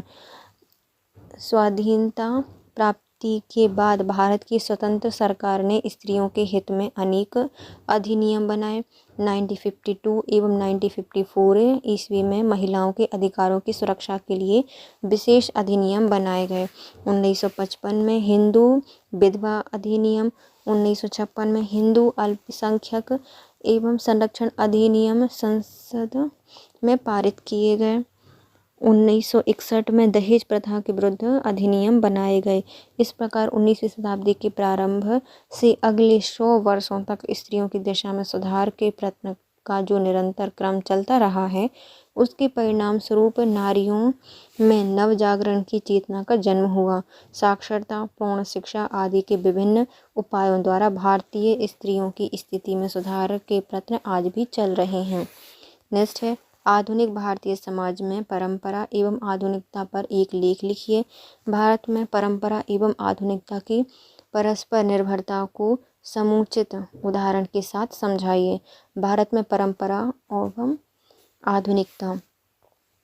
कई समाज पूरी तरह परंपरागत और कोई पूर्णतः आधुनिक हो सकता है। वास्तव में परंपरा और आधुनिकता सापेक्षिक एवं तुलनात्मक दशाएं हैं। इसका तात्पर्य है कि हम एक समाज को दूसरे की तुलना में भी परंपरावादी एवं आधुनिक कहते हैं। एक ही समाज एक ही तुलना में परंपरावादी हो सकता है, लेकिन दूसरे की तुलना में आधुनिक।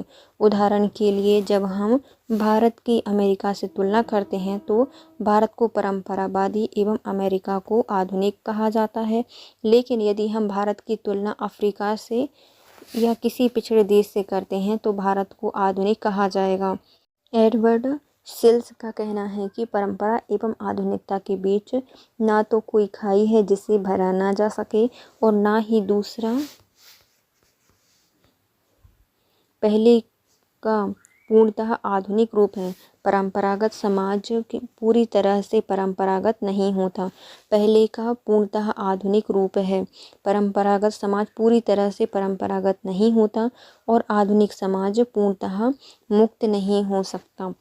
भारत का उदाहरण देते हुए सिल्स ने बताया है कि जाति व्यवस्था में उच्च स्थिति प्राप्त करने के कारण ब्राह्मण यहाँ की निम्न जातियों के लिए आधुनिक थे।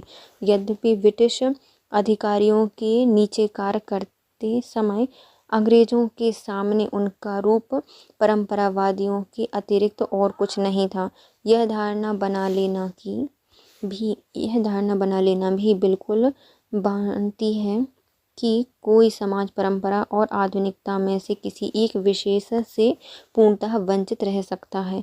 जिन जनजातियों को हम पूर्णतः परंपरावादी समझते हैं उनमें भी गतिशीलता, परिवर्तन एवं व्यक्तिगत आकांक्षाओं के लिए कुछ तथ्य अवश्य विद्यमान होते हैं, और दूसरी ओर पूर्णतः आधुनिक कहे जाने वाले यूरोपीय और अमेरिकी समाजों में भी बहुत से व्यक्तियों का जीवन अंधविश्वास, रूढ़ियों एवं परंपराओं से इस तरह जकड़ा हुआ है कि उन्हें किसी भी दृष्टिकोण से आधुनिक नहीं कहा जा सकता। वास्तविकता यह है कि आधुनिकता परंपरा के स्तर से गुजरकर प्राप्त किया गया लक्ष्य है।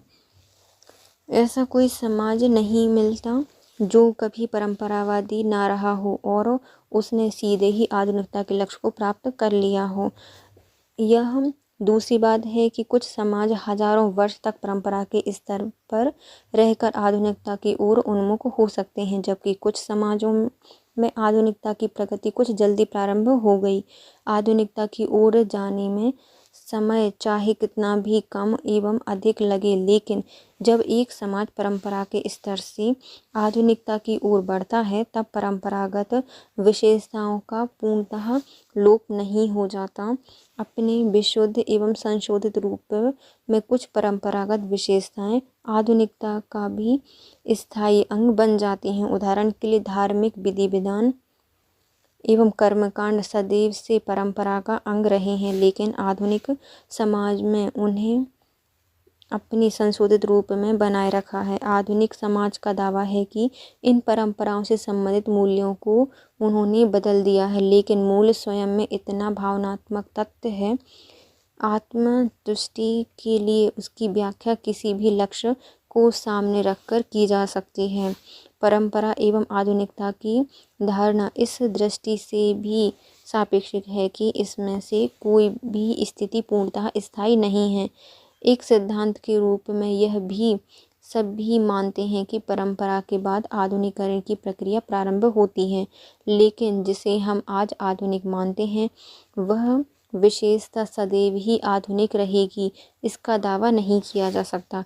उदाहरण के लिए एक पद्धति के रूप में हम प्रजातांत्रिक मूल्यों में विश्वास एवं गतिशीलता को आधुनिकीकरण की विशेषता मानते हैं, लेकिन भारत की लंबी सांस्कृतिक परंपरा में ऐसे उदाहरणों की कमी नहीं है, जबकि इन विशेषताओं को प्रोत्साहन देने वाली व्यवस्थाओं को कुछ समय बाद परंपरागत मान लिया गया है और उनके स्थान पर ऐसे मूल्यों को विकसित किया गया है जिन्हें हम आज परंपरागत मानते हैं। इसका तात्पर्य है कि एक धारणा के रूप में आधुनिकीकरण को ना तो पूर्णतः औद्योगिकरण का परिणाम माना जा सकता है और ना ही इसकी कोई सार्वकालिक परिभाषा दी जा सकती है। वास्तव में आधुनिकीकरण परिवर्तन की वह प्रक्रिया है जिसमें विवेक एवं अनुभव सिद्ध ज्ञान के उपयोग द्वारा भौतिक एवं अभौतिक मूल्यों में इस प्रकार परिवर्तन किया जाने लगता है जो एक समय विशेष की आवश्यकताओं को पूरा करने, समताकारी व्यवस्था के निर्माण के लिए जन चेतना उत्पन्न कर सके। वास्तविकता यह है कि भारतीय समाज में परंपरा एवं आधुनिकता का एक मिश्रित रूप देखने को मिलता है। यहाँ अनेक आधुनिक मूल्यों का विकास हो जाने के बाद भी वे परंपराओं के प्रभाव से पूरी तरह मुक्त नहीं हैं। भारत में अधिकांश व्यक्ति आज भी धार्मिक विश्वास, रूढ़ियों एवं परंपराओं में जीवन व्यतीत कर रहे हैं तथा इनका हमारे व्यवसाय, मूल्य, नैतिकता एवं विचारों पर स्पष्ट प्रभाव दिखाई पड़ता है। गांव में भी एक वर्ग जो आधुनिकता शिक्षा ग्रहण कर रहा है तथा जिसका नगरों से घनिष्ठ संपर्क है, उनके जीवन में आधुनिकीकरण का प्रभाव बढ़ने अवश्य लगा है, लेकिन इसका तात्पर्य यह नहीं है कि वह वर्ग पूर्णतः आधुनिक बन चुका है। वास्तविकता यह है कि हमारे समाज में पूर्ण आधुनिकता का दावा करने वाले व्यक्ति भी कुछ क्षेत्रों में परंपरावादी हैं और जिस वर्ग को साधारणतः परंपरावादी समझ लिया जाता है वह भी कुछ क्षेत्रों में आधुनिक हैं। इस दृष्टिकोण से भारतीय जीवन में परंपरा एवं आधुनिकता को एक निरंतर एवं सतत के रूप में स्वीकार किया है। गांव से बाहर निकलकर बड़े नगरों को देखो तो ऐसे व्यक्ति आज भी अत्यधिक परंपरागत तरीके से कृषि करते हैं, बैलगाड़ी द्वारा समीपवर्ती यात्राएं करते हैं, बीमारियों को दूर करने के लिए मंत्रों एवं झाड़ फूँक की शक्ति में विश्वास करते हैं तथा वस्तु विनिमय के द्वारा अपनी आवश्यकताओं की पूर्ति करते हैं। गांव के अधिकांश व्यक्ति आज भी आधुनिक साधनों को उपयोग में नहीं लाते। कुछ ग्रामीण जो आधुनिकता को बुरा नहीं समझते, वे भी यह निर्णय नहीं कर पा रहे हैं कि किन परंपराओं को छोड़ना उचित है और आधुनिकता को किस सीमा तक ग्रहण किया जाना चाहिए। नगरों में भी परंपरा एवं आधुनिकता के मिश्रण को किस सीमा तक ग्रहण किया जाना चाहिए। नगरों में भी परंपरा एवं आधुनिकता के मिश्रण की यह स्थिति काफ़ी सीमा तक विद्यमान है। इस प्रकार हमारा संपूर्ण समाज आज परंपरा और आधुनिकता की दुविधा में फंसा हुआ है। वास्तव में भारतीय ग्रामीण समुदाय के अंतर्गत आधुनिकता की प्रक्रिया का विवेचन परंपरागत ग्रामीण संरचना एवं परंपरा के वर्तमान प्ररूपों के संदर्भ में ही किया जा रहा है। रेडफील्ड एवं सिंगर ने भारतीय ग्रामीण समुदाय में परंपरा का विवेचन लघु एवं बृहद परंपराओं को ध्यान में रखते हुए किया है। प्रोफेसर ब्राउन ने अपने अध्ययनों के आधार पर स्पष्ट किया है कि भारतीय ग्रामीण समाज में परंपरा एवं आधुनिकता के साथ साथ आत्मसात करने की अभूतपूर्व क्षमता है। यही कारण है कि ग्रामीण समुदाय में आधुनिकता का विकास परंपरा की नींव पर ही हो रहा है। प्रोफेसर दुबे ने भारतीय ग्रामीण समाज को एक प्राचीन किंतु नए राष्ट्र के रूप में अभिव्यक्त किया है। ग्रामीण परंपरा सदैव से प्रदत्त स्थिति को महत्व देती रही है, जबकि आधुनिकता अर्जित परिस्थिति को महत्वपूर्ण मानती है। भारत में आधुनिकीकरण की प्रक्रिया के आरंभ होने से पूर्व तक जातिगत संस्तरण, पारलौकिक विश्वास, कर्म का सिद्धांत एवं स्थानीय विश्वास दृढ़ परंपराओं के रूप में विद्यमान अवश्य थे, लेकिन आज राजनीतिक, आर्थिक एवं सामाजिक स्थिति में उत्पन्न होने वाले परिवर्तनों के प्रभाव से इन परंपराओं में परिवर्तन के कारण स्पष्ट लक्षण स्पष्ट होने लगे हैं। इन संपूर्ण परिस्थितियों में यह स्वीकार कर लेना उचित होगा कि वर्तमान भारतीय समाज ना तो पूर्णतः परंपरागत है और ना ही आधुनिकता को एक आवश्यकता के रूप में देखता है। यहाँ परंपरा और आधुनिकता के बीच में एक निरंतरता विद्यमान है और इसी रूप में आधुनिकता की प्रक्रिया ने भारतीय जीवन को प्रभावित किया है।